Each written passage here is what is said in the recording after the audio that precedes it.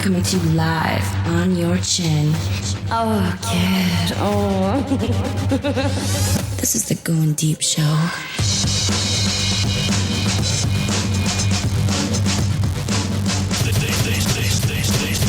You ready? Satan, hail Satan, hail Satan, hail Satan, say, hail Satan.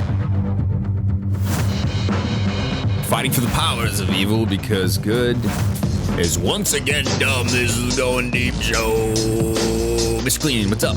Greetings, everyone, as usual. If you'd like to participate in our show, make sure you do that by submitting an email to us. Hey, Devil, what is our email address? Studio at Goin Deep Show. It's GOINDEEP show.com. Welcome to episode 1700, everybody. I teased Kleen last episode about a special shirt that I have. Uh-oh. This shows something cool about my girl, okay? My girl got me this shirt. It's a special shirt that I like. I'm wearing. First time I've wore this shirt. She bought it for me. You ready for this, everybody? I'm gonna show it on the cam. I'm ready. Show it on the cam here. Ready? Clean. You gotta it's like a strip tease.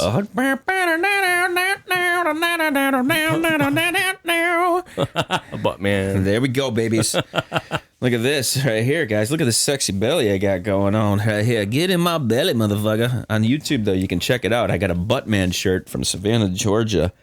Endo bought this for me. It's a great shirt. What do you think of that, Kleen? I like it. I like it a lot. It's fucking got a nice little ass on there.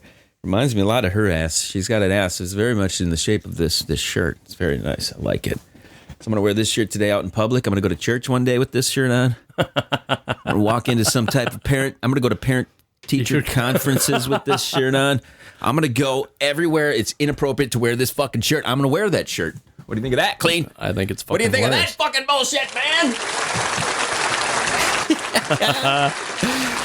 It reminds me of that guy that was a porn director. He was called Buttman.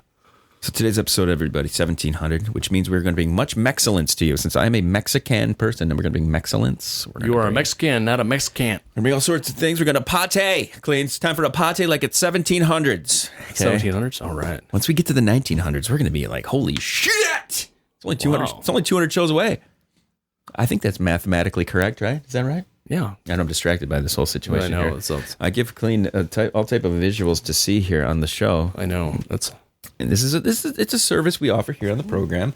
We like to provide visual stimulation for everybody, which is why we do this show live on YouTube and on our website and things like this. So go check it out. What we're going to talk about right now, we do not want to waste any time. Obscure sexual term, Kleen. What was the obscure sexual term? It's a quiz game now. Does Kleen remember what the obscure sexual term of the day was? I had on the screen. I do not. Kleen, your memory is terrible. No, my sleep pattern is terrible. That's the problem. Kleen, the obscure sexual term of the day was the Mason-Jism Line. Okay, everybody, Kleen? Yes. Do you remember what the Mason-Jism Line is? It is an area that is a border that women do not like you coming across or jisming across. Kleen, you got it. You can read it. It's right there. Let's describe it. I was just trying to go from memory. Right, but that wasn't very descriptive. Oh, I'm sorry.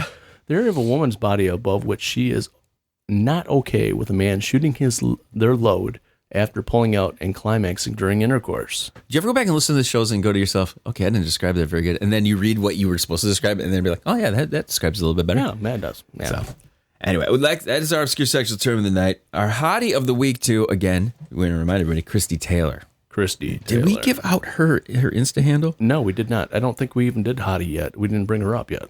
We didn't? Oh, no. God. Was this an in-between thing? Okay. Yeah, it was an in-between thing. 1700, guys, you think after 1,700 episodes of this shit, we would have our whole thing down, but we don't. We get all excited. We do, because I have a Buttman shirt on. That's why. And she's definitely got a butt, Christy Taylor. Here's the thing about this, okay? When I was looking this up, I go to my list. We had a Hottie of the week from yesterday's episode that was so tantalizing.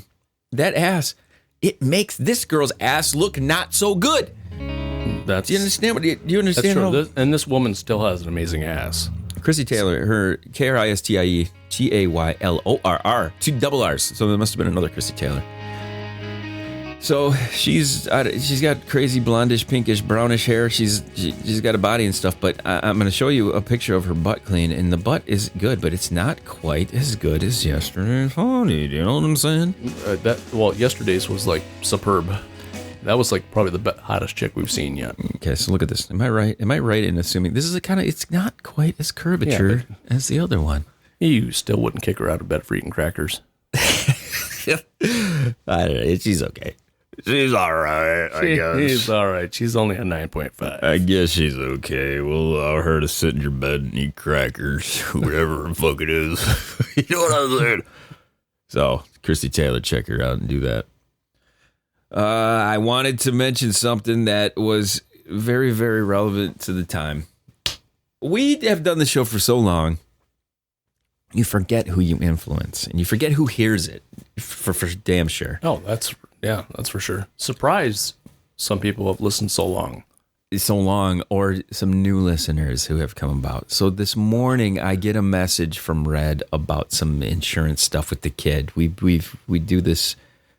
What is it? Co-parenting. I like this co-parenting. This I don't understand why we have to keep adding these fancy words to stuff. We're just parenting. We're not co-parenting. If you're a parent, you're a parent, and you do the parenting thing. You don't have to be co-parents. We're co-parents. It's like these. It's the people who don't have the kids, the extended like new girlfriend stuff, and you want everybody on. We're gonna do some co-parent. Fucking gay as shit. Just stop it with the extra words for shit that's already fucking existing. There's a good George Carlin bit about this. Look it up, okay? Fucks. Simon America, go fucking look it up. Stop making up fucking words. Look at this message this morning. And she's like, oh, yeah. It was a really super early message. It came in at like 4:30 or 5 o'clock this morning. I'm like, why? What are you doing up at that time of the day? I mean, even I don't get up at that fucking time of the day. What time's your alarm go off, Kleen? Oh, yeah, you're up all night. Yeah. You haven't even fucking slept yet. Right. So... she goes, oh yeah, did I wake you up? And I'm like, no. I said, I'm good. We're about to do the show. And she goes, oh, by the way, my niece has listened to the podcast, has discovered the podcast. And I'm like, oh yes, really? Did she like it? I didn't ask her if she liked it. I'm going to read you verbatim what she texted to me here on the show, just so that we're accurate as all get up, okay? So here it is. Where the fuck is it? Yes, she said... Yes, my niece told me that I have a sensitive clit. Woo, everybody! Oh, she is a saucy mama.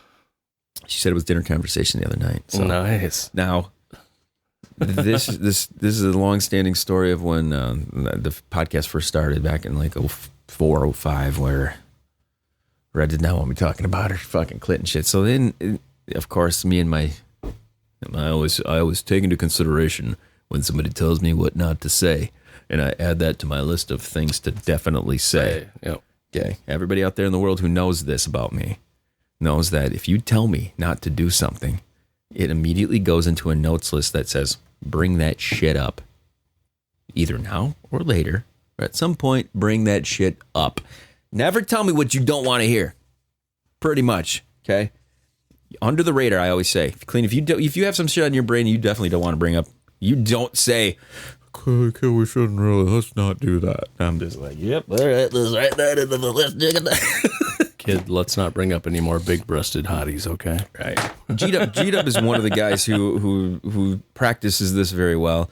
The worst person who definitely did not practice this was fucking Red Eye. As far as you don't need to announce to the world, I'm not going to do the show anymore. I can't participate on the show anymore. I'm like, okay, well, did you need to announce it? Do you think you're that fucking important that you need to announce that shit? Obviously, you have some hang up, so I'm going to fucking make fun of you for every fucking second that I possibly can make fun of you because you think you're somehow important, that enough that the words you say somehow matter. You know what I mean? It's like, no, it doesn't matter. Doesn't matter. So I thought it was hilarious that her clit, she mentioned not talking about her clit years ago. And her niece brings it up. And then her niece now brings it up. Now it just makes me want to reach out to her and be like, hey, what do you think about the podcast? You know damn well, if she's listened to the podcast, she has told her friends about the podcast. She's mentioned it to her. corrupting the youth of America, everybody. That's what we do here on the show. And maybe you can find out if it runs in the family. I will not allow such a thing, everybody. Listen, we're the devil. We're on your shoulder, guys. We can only suggest the things you do. You can go out and do them as much as you want. Kleen is fucked up. All right, everybody. Let's mark that off the list now. We got lists, guys. We got the thing here. Oh, Kleen. What are we going to do with you? You're dirty, nasty shit. Well, that's the thing. People don't, I don't think, nobody's going to admit that they listen to this. Nobody would. Think about it. Think about it, Kleen. The only people that are going to, that you are going to suggest tuning into what we say here are the people that you know are going to be able to pretty much handle open language and stuff like this. But there are probably some assholes out there, probably family members of mine, who will tune in and hear me say stupid shit and will never admit to me or to any one of their friends or family members that they tune into this. But guess what, motherfuckers? I got the numbers. I can see you. I can see you, and I watch the numbers. I see it like, oh, gee, wow, we got another 200 people in the fucking Bay Area listening. No shit. So it's like, yeah. But that's what happens. You're never going to have people admit that you listen to this fucking bullshit. Right? No, I admit it. Well, of course you do. You're fucking idiot. You don't listen to it. Kleen, you don't even listen to yourself say shit. Yeah, I do. I listen to it. About 1 out of every 5 episodes, to be honest. What do you, when you listen back, are you critiquing yourself? Are you like, oh, I said like 14 million times there? No. Because that's all I hear. All I hear is you saying, I just listen to it in a whole, and I laugh, and it's just like remembering being there, because a lot of stuff you forget. We talk about this all the time. We forget what we say like 2 minutes from now. Yeah. Because we're busy moving on to other things. I'll agree with you on that. This morning when I got out to the studio, I like to play clips sometimes. I'm going to play a song here that made me, I don't know what it's, Kleen. We grew up in the 80s. So what music do you listen to? Everything was so over synthesized and things like this. And now there's like a bunch of that kind of stuff that is pulling from that time. Very true. But one thing I did love about 80s music, there was always a new one-hit wonder every fucking day, it seemed like. Every day they had a new band or new song or something. I'm playing a song right now just because I can, and I don't give a shit if YouTube fucking takes this video off of their website because we put it on ours. We put it on ours anyway. So this is the song that I played this morning to kind of set the pace for everything, and it just put me in a good mood. Because I want you to tell me what do you think of when you hear this fucking song, okay? Listen to this shit. What do you think, Kleen? I know the song so well, too. And we love it. Oh. Listen to that synthesizer, man. I know, man. Super synthy, am I right? Oh, very, very, very much so. This is Abacab by fucking Genesis, man. Yeah. I love this shit. That's a great song. I know we're not supposed to play this, but I don't care. I had this on my mind, and for episode 1700, I was just like, you know what? I want to play this fucking shit.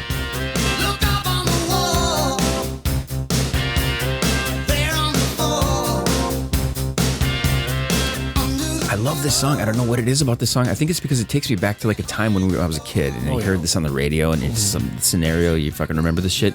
Oh yeah. It goes right back to what you're saying about the whole fucking show, man. We just do this shit, just kind of little time stamp of life. It's all about having fun, and then you look back and you remember, oh my God, I remember that,